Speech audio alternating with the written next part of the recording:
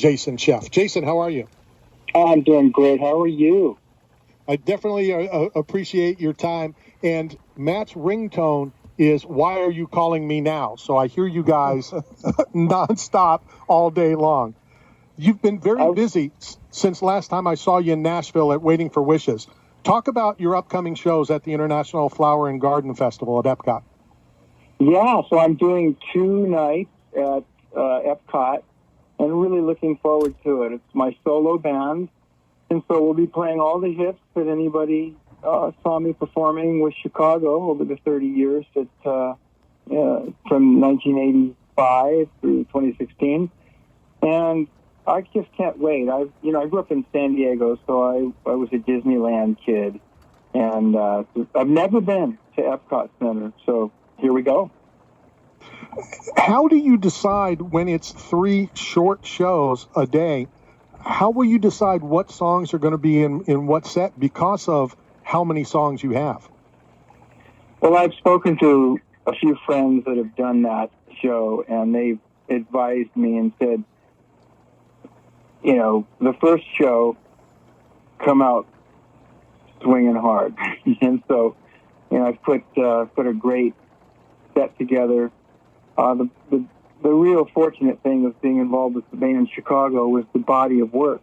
There's so many hits that it's not that difficult to put 3 separate shows together, and they're big hits, so people will be happy no matter which one they come to.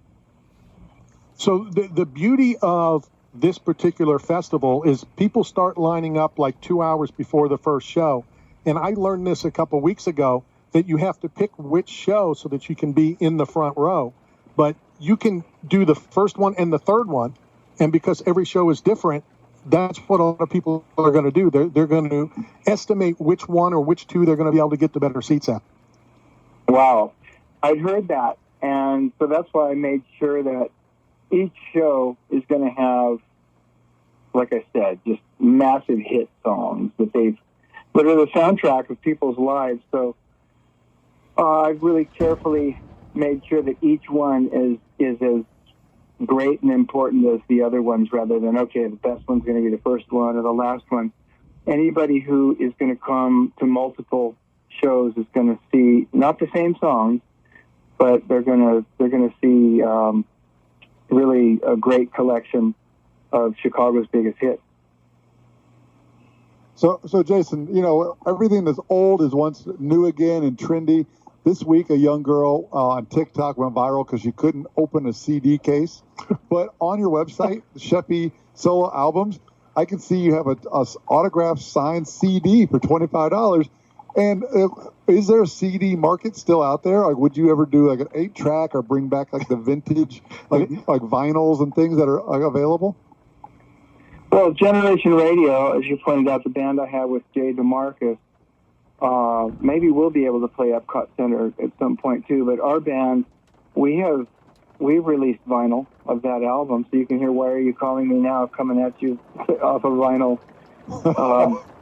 But you gave me a great idea. I don't see anybody doing that, but I would love to make 8-track cassette, 8-track tapes, because that's my era. I'm 61, so when I was really getting into music, that was happening. I was there for the emergence of 8-track tapes, the cassette tape. So that's because I don't know that people are actually playing CDs. When people purchase them, they're really more of a souvenir, a memento. And but what a great idea, 8-track. I'll tell you this. Let me jump real quickly and tell you, I just purchased an 8-track on eBay of Elton John's Honky Chateau album, because that's what really got me into wanting to play music, was certainly Elton John, but my mother had that 8-track. And so I bought it just so I could have it in my hands and be inspired like the first time that I heard it. And I also bought, it's not a reissue, but it's an old vinyl of Goodbye Yellow Brick Road, which is my Sgt. Pepper's Lonely Hearts Club Band experience. So you're giving me some good ideas of some stuff to make up, because, like I said, I don't think people are actually playing them. They just love to have something it feels like yesterday. As much as that was a great idea, I'm going to now have to listen to that from Matt forever, that he gave you a great idea. Yes. That's not good. I saw that you're playing in the Get Her Done Golf Classic. I was with Larry a couple weeks ago. I didn't realize until I did my real quick research this morning how legit of a golfer you are. Well, sometimes, you got to actually get out there and play, but I played in a tournament a couple of days ago. Anthony Anderson had his tournament, and I played pretty well in it. I was pretty happy. So I've got a couple of, actually something has come up, and Larry is such a dear friend, and he totally understood, but I'm not actually going to be able to make that one because I was asked to come over and do this very special show in London. I have a symphony show on June 3rd in Fort Worth, Texas, and I have to hop a red eye. I was going to be going to Larry's tournament, but I've got to hop a red eye to go to London. Brian May is hosting an event for James Burton, Elvis's guitar player in the TCB band, who is like an uncle to me because my father was the bass player. I don't know if you know this, the bass player of Elvis's TCB band. So Brian is putting this event on for James's foundation, and they begged me to come to sing some songs. And so I've done 25 or 64 with Brian before. Skunk Baxter's going to be there, and we're going to do some Steely Dan stuff. So unfortunately, I'm not going to make Larry's tournament, but he was so sweet to understand. Then I fly right back to the BMW Pro-Am with Jay DeMarcus. We're playing in that. So I'm excited about that. That's going to be literally starting June 5th or 6th. So I'm flying overseas and coming right back for that. But I love to play golf. Definitely busy. Any chance that you ran into my golf pro, my ringer, Steve Monroe, that was out there at the Anderson tournament? Steve Monroe, that sounds familiar. Wait a minute. Yeah. Is he a long drive? Oh, is he a long drive guy? Yeah, he's the long drive guy. Okay, ready for this? Yes, I know. I didn't meet him, but we got onto a hole where there was a pro, a female pro, and she was great. And so we paid so that we could use her drive, and she said, if you outdrive me, you guys get to start at 0, wherever your drive is.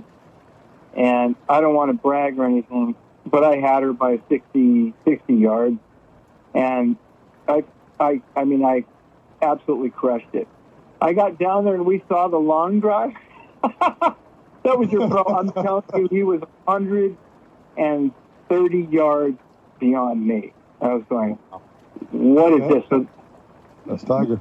That's Tiger, Steve Monroe. He was the shortstop on my softball team and my ringer on my golf tournaments. So we won a lot of golf because of Steve. That was ridiculous. It was inhuman. Because I mean, I got a hold of my drive, and so I mean, and sometimes I haven't really gotten many long drive prizes in tournaments, but I've been very close because I can actually move the ball. And I really got a hold of this one, and I'm telling you, it was comical. Like, oh, okay. But so tell him I said hello. I definitely will. Before we run out of time, talk about Generation Radio. Of course, we didn't know, what was being put together when I saw you again in Nashville with Jay, with Tommy Thayer, who I just talked to in Columbia a couple weeks ago about the event in Nashville. Talk about Generation Radio and how that is now blowing up. Yeah, so Jay and I have known each other for over 20 years, and we always said, when things kind of slow down for us in our respective bands, let's put something together. And so, 2 years ago, whatever it was, maybe 3 years ago, like 3 years ago, he said, let's do something, man. I said, I love it. So he called Dean Castronovo. Dean loved the idea. We got together and just started making music and recording at Jay's studio, and that's the record that we put together. And we started getting out there doing some dates, and it was funny. I knew this was going to happen. Neil Schoen was watching us like a hawk, and he saw how great how great Dean was sounding, and so they snatched him back into Journey. And so I remember the day that Dean was just going to help him out at Lollapalooza, and Jay called me and said, "Dean's playing at Lollapalooza," and I said, "Great." And he goes, "Yeah, I just got off the phone with him. He says he's not leaving the band; he's just helping them out." And I said, "We're never going to see him again." And he goes, "No, man, he told me he's not leaving." I said, "Dude, they're not going to let him go. He's amazing."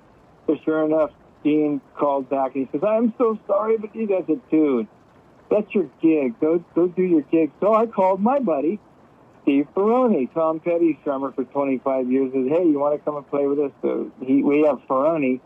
And so our show is really cool. It's a combination of hits of the bands we've been in. So, the whole set is Rascal Flatts meets Chicago and meets Tom Petty. And we keep a few of those Journey songs in there because Dean was in it. So you've got to come and see us next time we're close to you. And but we're about ready to make our second record, and maybe we should come back to Epcot as Generation Radio. That would be outstanding. Jason, I appreciate your time. I'm going to be there on Friday. Your shows are at 5:30, 6:45.